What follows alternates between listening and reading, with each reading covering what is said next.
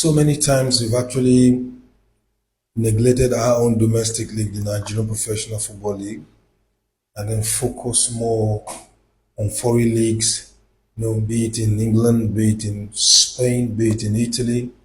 But then we don't talk much about the Nigerian Professional Football League.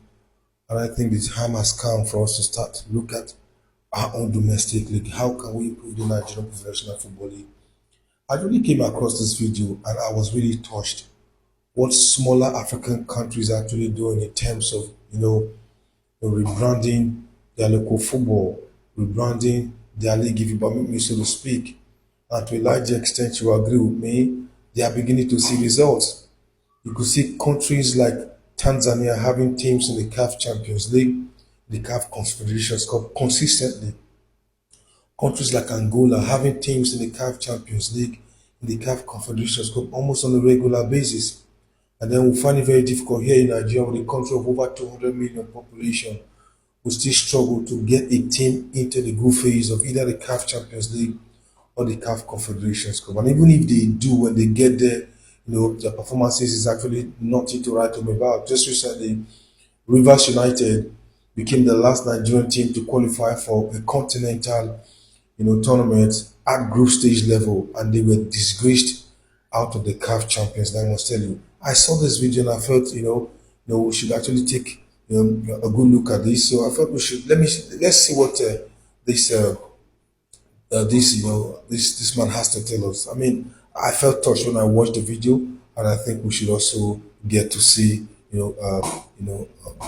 what he actually said in this particular video.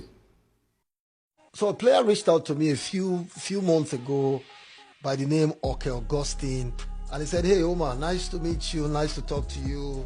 I like what you're doing. I just want to share my story with you." And I was like, "Why not? That's why I'm here." And he said, "I play football in Tanzania." And I was like, hold a minute. I'm very, very interested in your story because I've always wondered why players leave Nigeria to go and play in this small, in quotes, small footballing nation, as I would assume. And I said, how much do you earn? He said, I earned $7,000. I was like, wait a minute. You mean 7,000 US dollars or 7,000 Tanzanian dollars, if there's anything like that? He said, no, US dollars. And guess what, guys? He was signed from Rivers United in the Nigerian Premier League for $250,000. And they even actually gave him a transfer fee of $50,000, him and his management. That is a club in Africa, in Tanzania. And then today, his manager reached out to me on Twitter and said, hey, my name is blah, blah, blah. You spoke with one of my players the other time. It was me that asked him to reach out to you. He's moved on to play in Ethiopia because things didn't go well with the Tanzanian club, and he's moved on to Ethiopia. And I'm like, Ethiopia? Do they really play football in Ethiopia? He said, why not? That he earns $5,000 in Ethiopia. Tanzania, Ethiopia, a Nigerian league player earning almost 5 times what he would have earned in Nigeria. I think it's a wake-up call for every one of us or every one of the guys involved directly with club football in Nigeria. I think that it's time we started to say to ourselves that what we're doing is a non-professional league, because what we have has to do better. I think that government must hands off the league at least 80%, do oversight function or carry out oversight function, and allow professionals to run the game like a business. Because what we have right now is really appalling. For our players to be going to all those sort of places, it says a lot about us, because Tanzania normally, or Ethiopia, are not big footballing nation compared to Nigeria. But it seems that our strength is only in exporting players. Our big footballing nation really has nothing to do with our domestic league. And that is actually where it all should start. That should be the bedrock of every big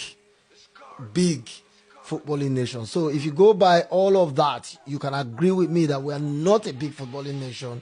We are just a big football consumption if that's ever correct nation. So again, wake up call to the guys running the game of football.